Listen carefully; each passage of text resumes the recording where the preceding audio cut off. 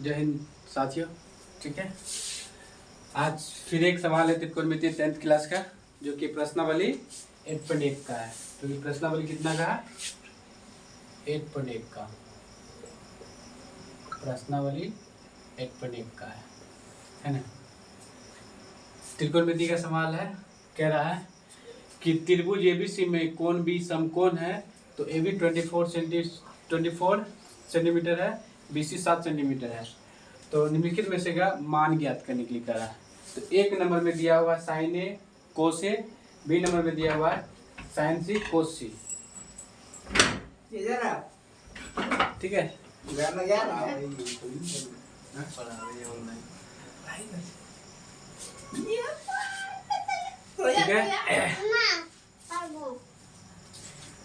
समझ गया इतना? तो आप क्या रहेगा इसमें नॉर्मल सा पहले, सबसे पहले आप त्रिकोणमिति में पढ़िएगा तो उसमें सबसे पहले राइट एंगल आपको बनाना पड़ेगा, समकोण त्रिभुज। क्या बनाना पड़ेगा? समकोण त्रिभुज, जिसको हम लोग इंग्लिश में बोलते हैं राइट एंगल। ठीक है, सबसे पहले हम उसको बनाएंगे। समझे? एंगल बनाएंगे। कौन एंगल? राइट एंगल बनाएंगे। ठीक है, राइट एंगल, राइट एंगल बनाएंगे। त्रिकोणमिति में आपको समकोण त्रिभुज का ही इस्तेमाल होगा। ठीक है, इसको हम लोग इंग्लिश में राइट एंगल कहते हैं। कोई दिक्कत? तो ये इसको हम मान लेते हैं ए, इसको मान लेते हैं बी, इसको मान लेते हैं सी। ठीक है, क्योंकि 90 डिग्री वाले ही एंगल को हम लोग क्या बोलते हैं? समकोण त्रिभुज कहते हैं, मतलब राइट एंगल, समकोण कोण कहते हैं। ठीक है ना, मतलब 90 डिग्री वाले एंगल को हम लोग राइट एंगल कहते हैं। ठीक है, अब इसमें कह रहा है कि भाई बी समकोण है, तो ये भी कितना है? 24 सेंटीमीटर। ए बी, इसको हम लोग क्या बोलते हैं? A B. ए बी क्या है? 24 सेंटीमीटर। उसके बाद बी सी क्या है? 7 सेंटीमीटर। दर्शा दिए।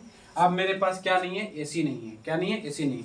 इसको हम लोग शॉर्ट को इसको बोलते हैं, हम लोग कर्ण बोलते हैं, जिसको इंग्लिश में हम लोग हाइपोटेन्यूस बोलते हैं। ये बेस होता है, जिसको हम लोग हिंदी में आधार बोलते हैं। ये परपेंडिकुलर होता है, जिसको हम लोग लंब बोलते हैं, ऊंचाई। ठीक है, इतना समझ गए?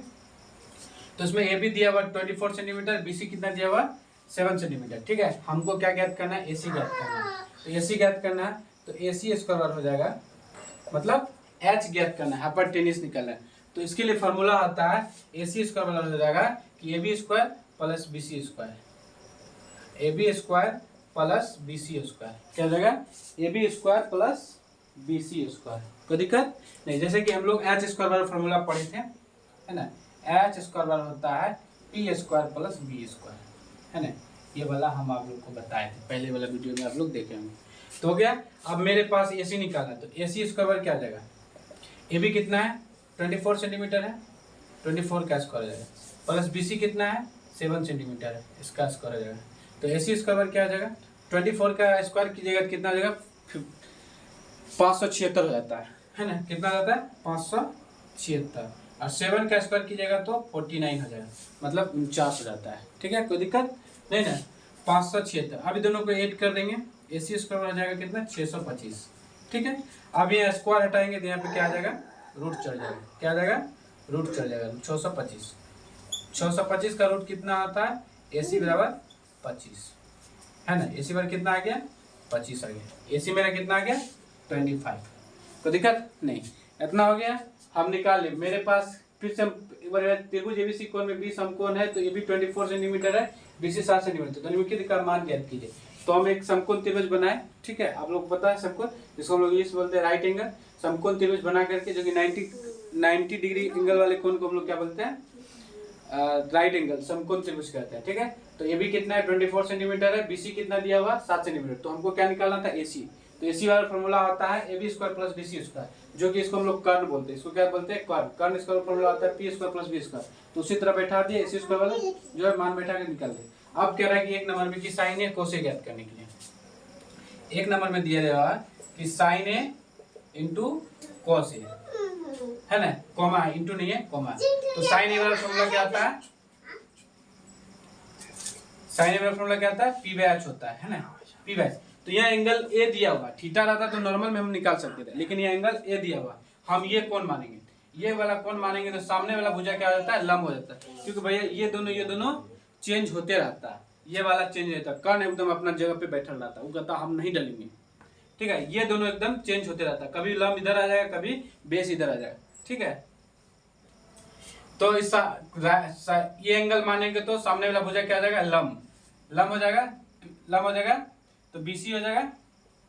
उसके बाद ये तो चेंज नहीं होता है, कर्ण कभी चेंज नहीं होता, एच कभी चेंज नहीं होता, जिसको हम लोग इंग्लिश में बोलते हैं हाइपरटेनियस। एच कभी चेंज नहीं होता है।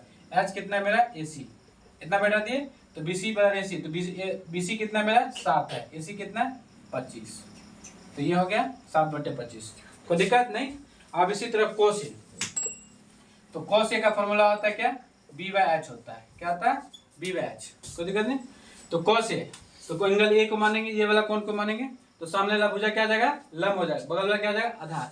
तो क्या आ जाएगा, आधार कितना है, AB, AC है, तब यहाँ सिंपल हो जाएगा।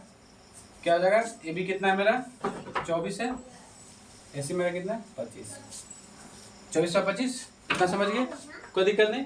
अब फिर हमको बोला कि साइन सी और कोस सी, साइन सी और कोस सी। तो दूसरा में क्या है, साइन सी कोमा कोस सी। तो साइन सी वाला फॉर्मूला आता है, इसका फॉर्मूला सेम ही होता है, P/H होता है। तो साइन से P, ये वाला कौन मानेंगे, तो ये वाला लंब हो जाएगा, तो चेंज है, तो लंब कितना AB है, AB/AC, AB मेरा कितना है 24 है, AC कितना है 25 है, तो दिक्कत नहीं। अब यह कोस सी ज्ञात करेंगे, कोस सी बराबर हो जाएगा कितना, B/H होता है फॉर्मूला। ये वाला भुजा मानेंगे तो लंब ये हो जाएगा, आधार ये, कर्ण वो, कर्ण जो अपनी जगह पर स्थित है, कोस सी कितना हो गया मेरा, तो ये वाला भुजा, तो BC/AC है, तो 7/25 इसका हो गया। कोई दिक्कत नहीं ना, तो हो गया, कोई प्रॉब्लम नहीं है ना। कितना आसान सवाल, इससे बनाने में कोई दिक्कत। जो भी ऐसा बोला, सबसे पहले त्रिकोणमिति में एक बात याद रखिए कि राइट एंगल का हमेशा यूज होता है त्रिकोण, ठीक है, जिसको 90 डिग्री वाले को, ठीक है।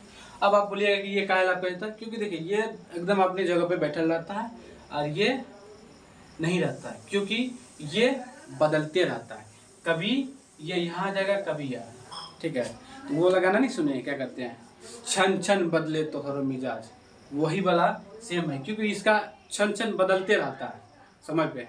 तो क्या हुआ, बदलते रहता है, क्योंकि ये दोनों नहीं, ये अस्थायित्व रहता है, ठीक है। तो कोई कहने का क्या नहीं, मतलब ये हर समय है, क्षण समय में बदलते रहता है, ठीक है।